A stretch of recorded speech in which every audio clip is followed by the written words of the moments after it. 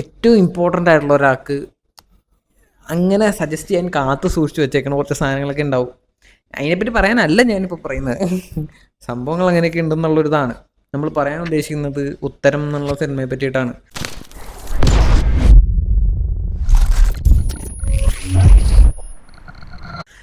ഉത്തരം എന്നുള്ള സിനിമയാണ് ഞാൻ മലയാളത്തിൽ കണ്ടതിൽ ഏറ്റവും കിടിലൻ, നമ്പർ 1 പൊസിഷൻ ഞാൻ കൊടുക്കണം എന്ന് വിചാരിക്കുന്ന ഇൻവെസ്റ്റിഗേഷൻ എന്നുള്ള ഒരു ജോൺറയിൽ സോ കോൾഡ് സസ്പെൻസ് ഒക്കെ അവിടെ തന്നെ നിലനിൽക്കെ ഗ്രേറ്റസ്റ്റ് ഓഫ് ഓൾ ടൈം എന്നുള്ളൊരു സ്റ്റാറ്റസ് ഞാൻ കൊടുക്കാൻ ആഗ്രഹിക്കുന്ന ഒരു സിനിമയാണ് ഉത്തരം എന്ന് പറയുന്ന MT വാസുദേവൻ നായർ എഴുതിയ പടം.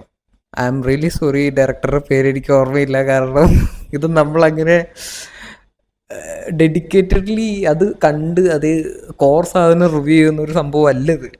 ഞാനൊരു റിവ്യൂവർ അല്ല, എനിക്ക് റിവ്യൂ ചെയ്യാൻ അറിയില്ല. നമുക്ക് ഇഷ്ടപ്പെട്ടൊരു സംഭവം, നമ്മൾ വേറെ ആൾ കാണണമെന്ന് ആഗ്രഹിക്കുന്ന ഒരു സംഭവം നമ്മളിങ്ങനെ പറയുക, ഒരു 10-20 പേര് കാണുന്നുണ്ടെങ്കിൽ അതിൽ 1-2 പേര് അത് കണ്ടിട്ടത് കാണുന്നുണ്ടെങ്കിൽ അങ്ങനെയുള്ളൊരു സംഭവമാണ്. ഇതധികം പേര് കാണുന്ന ഒരു പരിപാടിയല്ലെന്ന് എനിക്കറിയാം. നമ്മൾ നിർബന്ധിച്ച് കാണുന്ന കുറച്ച് പേരും പിന്നെ ഇങ്ങനെയുള്ള കുറച്ച് പേര് കാണുന്ന ഒരു സാധനം മാത്രമാണിത്.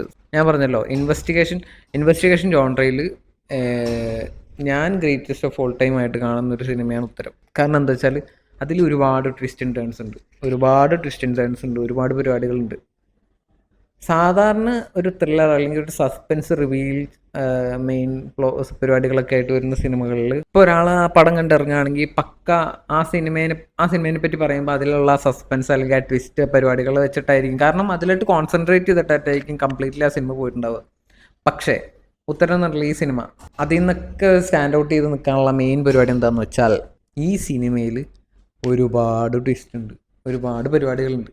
ഇതൊരു ഡ്രാമ സിനിമയാണ്. ഇതിൽ ഒരുപാട് ട്വിസ്റ്റ് ഉണ്ടെങ്കിലും നമുക്ക് ആക്ച്വലി ആ ട്വിസ്റ്റ് ഒന്നും ശരിക്കും ഭയങ്കര ഈ ഇപ്പോഴത്തെ ട്വിസ്റ്റ് സസ്പെൻസ് സിനിമകളിലൊക്കെ ഫീൽ ചെയ്യുന്ന പോലത്തെ പരിപാടികളേ ഇല്ല. ഇതിലെ ഓരോ സാധനങ്ങളും ഓരോന്നിങ്ങനെ ചെറിയൊരു സംഭവം ഇങ്ങനെ അഴിച്ച് വരുന്നതാണ്. നമ്മൾ ആ ഒരു പ്രോസസ്സിൽ കയറും. ഓരോ സാധനം കഴിക്കുമ്പോഴും നമ്മൾ totally into the movie. അതൊരു ഭയങ്കര ട്വിസ്റ്റ് പരിപാടികളോ അത് ആ ട്വിസ്റ്റ് കാരണം മാത്രം നമുക്ക് ഭയങ്കര ഇമ്പാക്റ്റോ പരിപാടികളോ അല്ല. ആ ഒരു ഡ്രാമയിലോട്ട് നമ്മൾ കയറും. ഈവൻ പടത്തിലെ ലാസ്റ്റ് ക്ലൈമാക്സിൽ ഒരു ട്വിസ്റ്റ് വരുന്നത് കൂടെ പോലും, പക്ഷേ അതിലുള്ള ഓരോ ചെറിയ സാധനത്തിന് കൊടുക്കുന്ന അതേ ബിൽഡപ്പും അതേ മൂഡ് സെറ്റിംഗ് കംപ്ലീറ്റ് പരിപാടികൾ മാത്രമാണ് ആ ഒരു പടത്തിലെ മെയിൻ സാധനം. ക്ലൈമാക്സിൽ സാധനത്തിന് പോലും കൊടുത്തിട്ടുള്ളതായിട്ട് എനിക്ക് തോന്നിയിട്ടില്ല. ഒരു സോ കോൾഡ് സാധനത്തിൽ നിന്നും ഉത്തരം മാറി നിൽക്കുന്നതിൽ, ഉത്തരം സ്റ്റാൻഡ് ഔട്ട് ചെയ്ത് നിൽക്കുന്നതിൽ എനിക്ക് ഫീൽ ആയിട്ടുള്ള കാരണം അതാണ്. ഈവൻ ക്ലൈമാക്സിന് വരെ സാധാരണ തുടക്കം തൊട്ടേ സിനിമയിൽ റിവീലായി വരുന്ന ഓരോ സാധനങ്ങളുടെ അതേ പേസിങ്, അതേ ഇമ്പാക്റ്റ്, അതേ പരിപാടികൾ തന്നെയാണ്.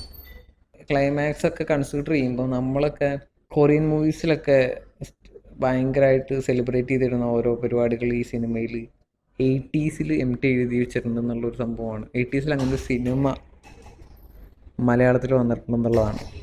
സോ അതാണ് സംഭവം. എനിക്ക് അങ്ങനെയാണ് ഫീൽ ആയിട്ടുള്ളത്. എനിക്കിത് greatest of all time investigation suspense ജോൺറയിലൊക്കെ ഗ്രേറ്റസ്റ്റ് ഓഫ് ഓൾ ടൈം എന്ന് പറഞ്ഞൊരു ടാഗ് കൊടുക്കാൻ ഞാൻ ആഗ്രഹിക്കുന്ന ഒരു സിനിമയാണ് ഉത്തരം. ഉത്തരം കാണാത്തവരുണ്ടെങ്കിൽ കണ്ടു നോക്കൂ.